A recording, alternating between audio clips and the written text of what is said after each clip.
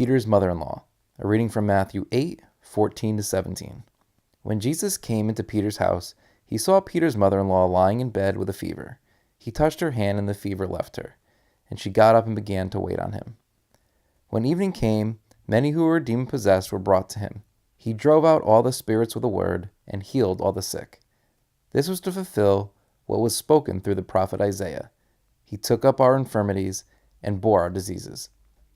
We know that Peter had a brother, Andrew, but there is no mention of his wife or children, or even if he had children. Instead, we know that Peter was a fisherman on the Sea of Galilee near Capernaum.